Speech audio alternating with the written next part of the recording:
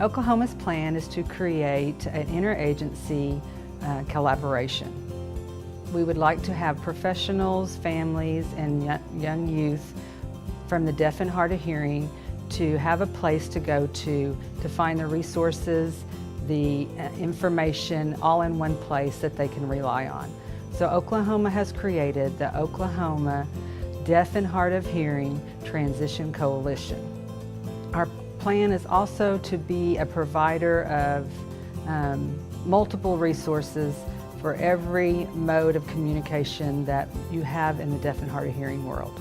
We're really excited that at this point we can create a systematic change to provide continuity for our students in Oklahoma and our professionals and our families.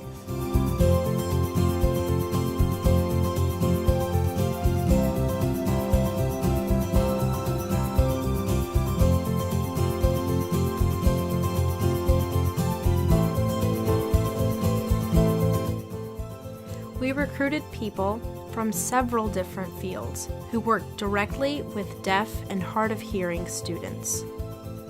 When we first started, there was a different group of people who came, and at our first meeting we had, like we do now, over 50 people who attended.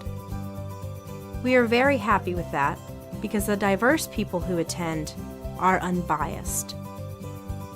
They appreciate all modes of communication, sign, oral, both, whatever. Different kinds of educational choices, all are respected, not just one.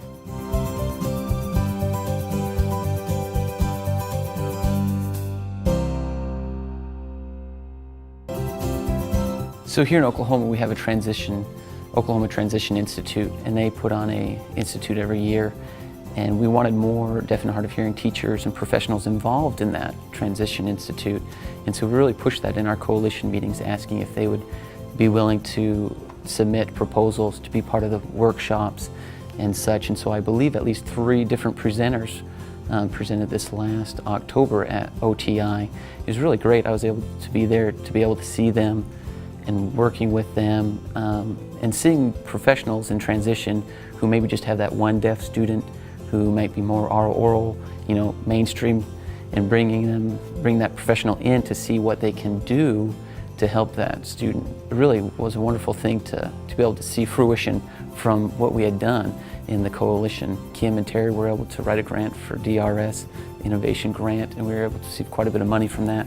So we're able to put on trainings for families and for professionals to be able to look at that in the future and see how many trainings we can put on and really bring all those stakeholders in again that we wanted to with the coalition. We partnered with the University of Tulsa in writing a grant to the Oklahoma Teachers Connection, the OTC, and we were awarded funds. Oklahoma did have a couple challenges. One was that we wanted a broad representation in our Deaf and Hard of Hearing Transition Coalition.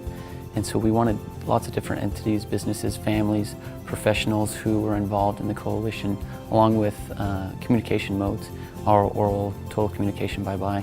And so when looking at who we were inviting to the coalition, we got a lot of buy-in from total communication entities with bye-bye. We are still focusing on our oral people who we want to bring in. We want to have them part of the Deaf and Hard of Hearing Transition Coalition family, bring them in and be together and support the deaf child and whatever they may need. Another challenge that we have here in Oklahoma is with inviting over 50 people to be part of the coalition.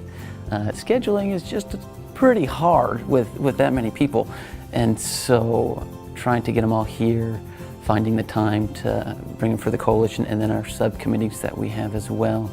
Timing is just one of those things that just has to be dealt with and that we're working through.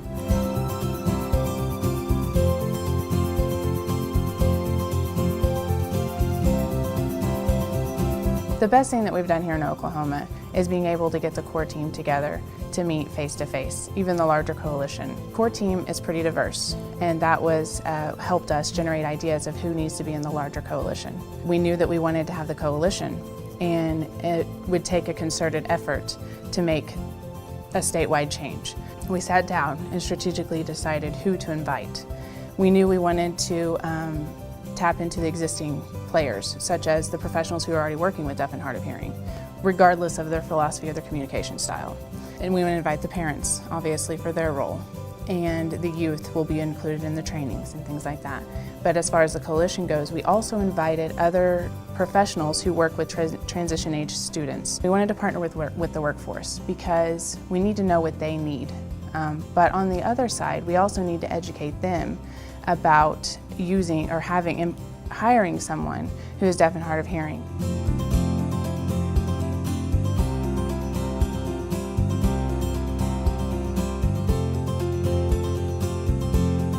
What I found in working with this specific population for the deaf and hard of hearing is that there's a culture. There's a different culture. I had to learn how we really had to reach out to this population. We had to reach out to the families. We had to reach out to the professionals. Wendy, who's on our coalition, our core team, she had t-shirts created, and then we developed a Facebook page. I just developed business cards for us. I think that when we had our very first coalition meeting, because we had that already in place and we were able to sell t-shirts on site the very first coalition meeting, people could see a lot of value in what we're doing and the fact that this is real. This is happening. We are committed, and we want the same commitment from you to carry on the work that we're doing. We're not just going to do this and just kind of say, okay, we did it, we're done with the PEPNET grant, we're done. We want long-term commitments for change. That's the only way it's going to happen.